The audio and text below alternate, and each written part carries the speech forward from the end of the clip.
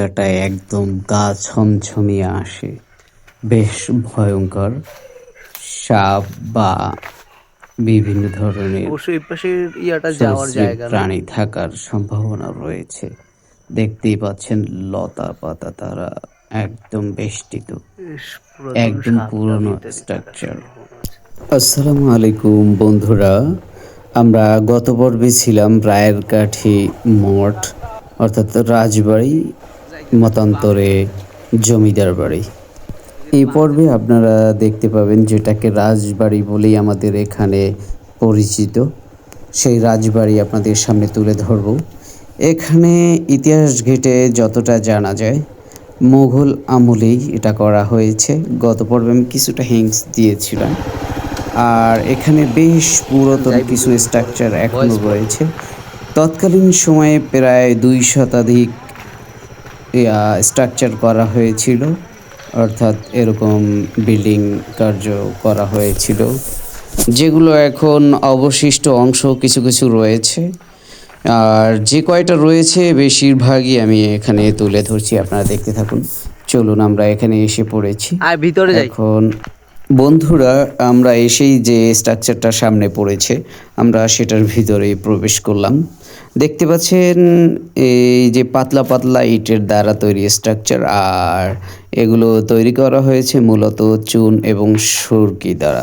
মুঘল আমল, এরপরে মুঘলদের শেষ হয়েছে, মুঘলের পরে ব্রিটিশ এসেছে, ব্রিটিশ এসেও চলে গেছে। তারপরেও বেশ কিছু বছর হয়ে গেছে, বেশ কিছু বলতে ৭০ বছরের কাছাকাছি হয়ে গেছে বা উপরে হয়ে গেছে। দেখতে পাচ্ছেন আপনারা বিল্ডিংয়ের অবস্থা, বেশ গা ছুপছুপে অবস্থা, কারণ ভয়ঙ্কর একটা পরিবেশ হয়ে আছে, এগুলো দেখাশোনার কেউ একটা নাই, যার কারণে অবস্থাগুলো খুব একটা ভালো নাই। প্রথমের বিল্ডিংটা পরিদর্শনের পরে আমরা পাশেই একটু দূরে যেটা, সেখানেই যাচ্ছি। দেখতে পাচ্ছেন কিভাবে যেতে হয়, আমরা কিছুটা তুলে ধরেছি। এই স্ট্রাকচারগুলো দেখতে পাচ্ছেন বাহির থেকেই কিছুটা দেখা যাচ্ছে। দোতলা বিশিষ্ট স্ট্রাকচার এটা অবশ্য, আর বেশ লম্বাও ছিল। এগুলোর ছাদ বা দরজা জানালার কিছুটা অবশিষ্ট অংশ রয়েছে, বেশিরভাগই নাই। এখান থেকে সম্ভবত সিঁড়ি ছিল উপরে ওঠার, এরকমই এখান অবস্থা, থেকে গোল সম্ভবত করে যেভাবে সিঁড়ি ছিল করা উপরে হয়েছে ওঠার। দেখা যাচ্ছে। দেখতে পাচ্ছেন আমি স্ট্রাকচারগুলোর ভিতরে ঘুরে ঘুরে আপনাদের সামনে তুলে ধরছি উপরের অবস্থাটা। এর ভিতরে সরীসৃপ প্রাণী থাকাটাই স্বাভাবিক, কারণ হচ্ছে এরকম লতা পাতা আর অপরিচর্যায় রয়েছে স্ট্রাকচারগুলো, বেশ অন্ধকার বেদ ঘুটে। আর কারুকার্যগুলো আপনারা দেখতে পাচ্ছেন এখানে, সম্ভবত এই যে সামনে কারুকার্যগুলো দেখা যাচ্ছে। আর দেখতে পাচ্ছেন উপরটা, এখানে ২ তলা এবং প্রথম তলার ছাদ ছিল, যেগুলোর অবশিষ্ট অংশগুলো কিছুটা দেখা যাচ্ছে, কীভাবে ওয়ালের উপরে জঙ্গলগুলো হয়ে আছে। এই যে আমরা এটা শেষ করে পরবর্তী আরেকটা স্ট্রাকচারের ভিতরে যাচ্ছি। আর যা কিছু দেখতে পাচ্ছেন সবই একই সময়ে তৈরি। দেখতে পাচ্ছেন এই যে বিভিন্ন ধরনের ডিজাইন এক একটার ভিতরে। আর এই যে ছোট ছোট ঘরের ভিতরে দেখা যাচ্ছে ওয়ালে ঘর দেখা যাচ্ছে, এগুলো সম্ভবত তৎকালীন আলো রাখার কাজে ব্যবহৃত হতো। আর এখানে কিছু কিছু এই যে দেখছেন সিঙ্গেল ওয়াল রয়েছে, অর্থাৎ এর যে বাকি স্ট্রাকচারগুলো ছিল এগুলো বেশ কিছু বছর পূর্বেই ধ্বংস হয়ে গেছে। বর্তমান সময়ে এগুলো ভাঙাচোরার কাজ কেউ করার সাহস পায় না, কারণ কম বেশি নজরদারিতে মানুষের থাকে। বন্ধুরা, আমরা এখানে কিছু বিল্ডিং যা রয়েছে সেগুলো আপনাদের সামনে তুলে ধরলাম, এবং মূল যে রাস্তাটা থেকে ঢুকেছিলাম তার ডান পাশে যে স্ট্রাকচারগুলো রয়েছে তা কিছুটা তুলে ধরব। দেখতে পাচ্ছেন এখানকার অবস্থানটা, যেহেতু আমি সব কিছু রোডের সিস্টেমগুলো রেখে দিয়েছি, আপনারা দেখলেই বুঝতে পারবেন আসলে। এ থেকে পরবর্তীতে আপনারা আসতে পারবেন, খুব একটা কষ্ট হবে না এই ভিডিও দেখেই। এখানেও কিছু স্ট্রাকচার রয়েছে পুরনো, আর একটা স্ট্রাকচারের অবশ্য এক কার্যক্রম তৎকালীন সময়ে করা হয়েছিল। আর এই রাজা শ্রীনাথ রায়, এনাকে তার কাজের উপরে খুশি হয়ে, তিনি মূলত জমিদার ছিলেন, কাজের উপরে খুশি হয়ে তৎকালীন মুঘল সম্রাট তিনি তাকে রাজা উপাধি দিয়েছিল। আর তার এখানকার বাড়িটি দেখলেই আপনারা বুঝতে পারছেন, যেহেতু 2-200টি স্ট্রাকচার ছিল, এটা সাধারণ কোনো জমিদারের আওতাভুক্ত হতে পারে না। তিনি বেশ বড় মাপেরই জমিদার ছিল, তবে তার স্থানীয় মুখে তার বর্বরতারও কিছু কথা শোনা যায়। অর্থাৎ তৎকালীন সময়ে এই বাড়ির আশেপাশ থেকে, এই অঞ্চলের আশেপাশ থেকে কোনো মানুষ জুতা বা এই জাতীয় কোনো জিনিস, ছাতা ইত্যাদি নিয়ে হাঁটতে পারতো না, তাহলেই তিনি তাদেরকে ডেকে কঠিন শাস্তির মুখোমুখি করতেন। বন্ধুরা দেখতে পাচ্ছেন বেশ ভয়ানক আর অপরিচর্যায় রয়েছে স্ট্রাকচারগুলো।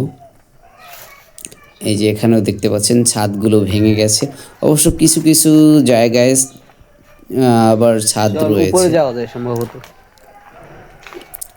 এখন আমরা একটা সিঁড়ি আছে এখানে, আর সিঁড়িটা থেকে উপরে উঠে দেখাবো এটার উপরটা কেমন হতে পারে। যদিও এটা খুব একটা বড় স্ট্রাকচার নয়, বিল্ডিংটা একদমই ছোট। দেখতে পাচ্ছেন আমি উপরে আর যাচ্ছি না এই পর্যন্ত, কারণ উপরে ওঠার জায়গাটা খুব একটা আর আছে পুরান বিল্ডিং ভালো কোন না, জায়গায়? স্লিপ কেটে পড়ে যাওয়ার সম্ভাবনা রয়েছে। বন্ধুরা আমরা এটা পরিদর্শন শেষে পরবর্তী জায়গায় যাওয়ার জন্য প্রস্তুত হচ্ছি, সামনে এগিয়ে যাই। আপনারা দেখলেন যে ব্যক্তি বাম দিকে হেঁটে চলে গেছে, তার কাছ থেকে আমরা কিছুটা ইনফরমেশন জানার চেষ্টা করেছি। মন্দির অর্থাৎ এই যে বাম দিকটা আরও কিছু স্ট্রাকচার ছিল যেগুলো এখন আর নাই, শুধুমাত্র একটা ওয়াল বাকি রয়েছে। আর এই মন্দিরটা দেখেছেন, এটা নিয়ে খুব ভয়ঙ্কর একটা ইতিহাস রয়েছে। অর্থাৎ এই মন্দিরটা প্রতিস্থাপনের সময় রাজা শ্রীনাথ রায় তিনি তিনজন জীবিত মানুষকে জবাই করে তাদের মুন্ডু দ্বারা এটার প্রতিস্থাপন করা হয়, যার কারণে পরবর্তীতে এই খবর মুঘল সম্রাটের কাছে যায় এবং তিনি জানতে পারার পরে তাকে কঠিন শাস্তি দেওয়া হয়, তাকে মৃত্যুদণ্ড দেওয়া হয়। অনেক পুরাতন, ভিতরে অন্ধকারে না যাওয়াই ভালো।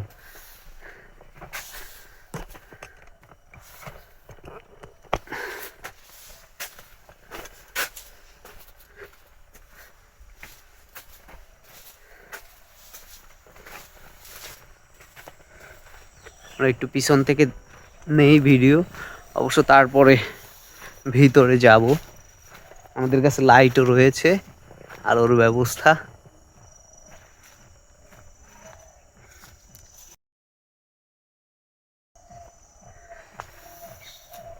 যে দেখছেন, চলুন এবারে ভিতরের দিকগুলো দেখি।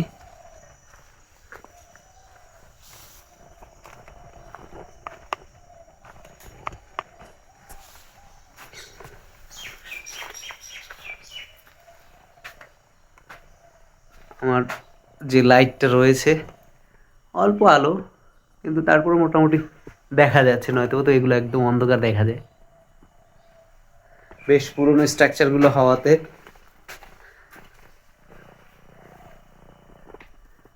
তবে এটা পিরোজপুরের এত সুন্দর একটা ঐতিহ্য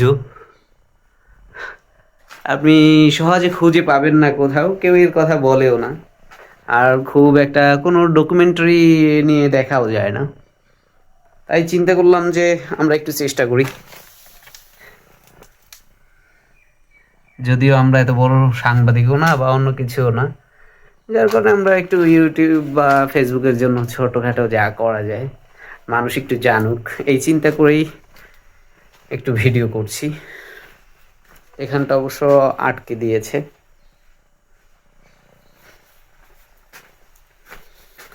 হয়তোবা কোনো কাজের জন্য ব্যবহার করে। এই যে এখান থেকে উপরে সম্ভবত যাওয়া যায়, এটা বন্ধ করে রেখে দিয়েছে।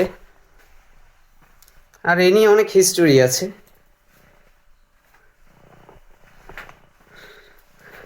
জায়গাগুলো খুব একটা যে ভালো তা নয়,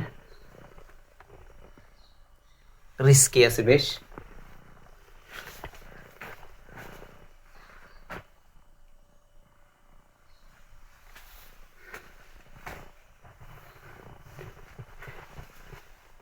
হ্যাঁ, এই পাশেও কিছু জায়গা রয়েছে, রুম রয়েছে যেগুলো কিছুটা মাটি দিয়ে ভরা, আবার কিছু লক করে রাখা হয়েছে।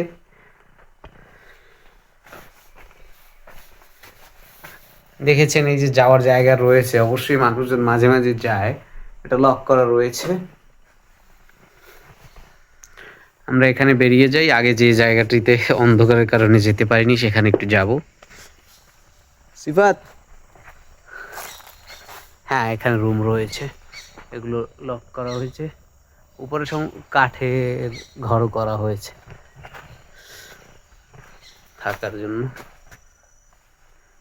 এগুলো বেশ অপরিষ্কার অপরিচ্ছন্ন অবস্থায় পড়ে আছে। বাংলাদেশের ঐতিহ্যগুলো আসলে যেভাবে হয়, অযত্নে যেভাবে হারিয়ে যায়। এখানটা বেশ ময়লা হয়ে আছে, সাপ টাপ ইত্যাদি থাকাটাই স্বাভাবিক। একটু আগে দেখেছিলেন কি পরিমাণ অন্ধকার, আমরা আসতে পারিনি। আলোতে আমার যে আলো আমার কাছে ব্যবস্থা রয়েছে একদমই অল্প, খুবই রিস্কি জায়গা। সাপ টাপ থাকাটা অনেকটাই স্বাভাবিক।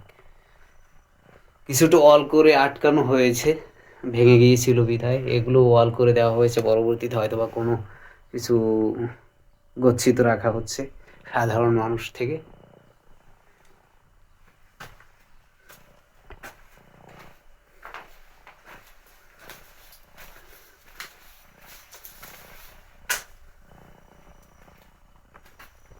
ওয়াল বেয়ে পানি পড়ছে এখান থেকে,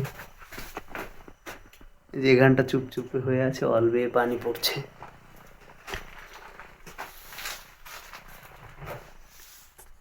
এখন এই যে ওয়ালগুলো দেখছেন, বিল্ডিংটা দেখছেন, এর ভিতরেই ছিলাম। এটা হচ্ছে সামনের দিকটা এই, আর আমরা একটু পূর্বে ছিলাম পিছনে।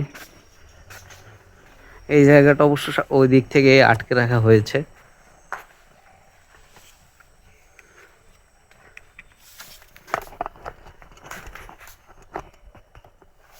আমাদের কাছে খুব একটা আলোর ব্যবস্থা নাই, তারপরে যতটুকু হালকা ছোট একটা লাইট রয়েছে, এ থেকে যেটুকু দেখা যায়।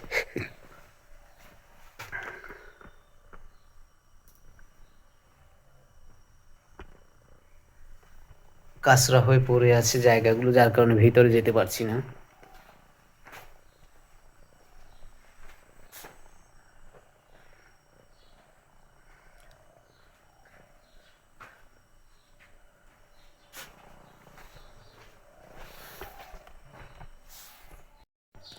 এই যে জায়গাগুলো দেখছেন, এখানে বেশ কিছু পুরাতন কাঠামো ছিল, কালের পরিক্রমায় এগুলো আর এখন নেই। এর উপরে কিছু সংস্করণ কাজ করা হয়েছে। এ তারা নিজস্ব পূজা কার্য বা যারা উত্তরাধিকারী রয়েছেন তারা থাকার জন্য কিছুটা ব্যবস্থা করেছে, এই অবস্থায় আর কি। এর মধ্যে কিছুটা তারা নিজেরা যতটুকু করতে পেরেছেন। এই সরকারি ব্যবস্থা থাকলে এগুলো অবশ্য আমাদের পিরোজপুরের জন্য একটা ঐতিহ্যের বিষয়, আমাদের অতীত, অথচ এটা নিয়ে কোনো মানুষের চিন্তা ভাবনা নাই। এখানটা আটকে দেওয়া হয়েছে। হ্যাঁ, পিছনে হয়তো বা আরও কিছু স্ট্রাকচার ছিল, এখানে একটা পুকুরও রয়েছে, যেহেতু আটকে দিয়েছে আমরা আর যাচ্ছি না। এটা একটা সম্ভবত মন্দির বা এরকম কিছু হবে।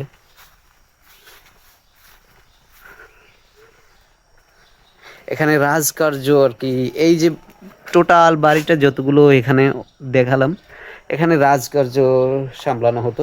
আর পিছনে অবশ্য মঠগুলো দেখেছেন, এদের নিয়েই, এনাদেরই যেখানে সমাধি করা হয়েছে, ওইগুলোই আর কি পরবর্তীতে মঠ হিসেবে বানিয়ে স্মৃতি হিসেবে রেখে দিয়েছে তারা। বন্ধুরা, আজকে আমরা এ পর্যন্তই শেষ করছি।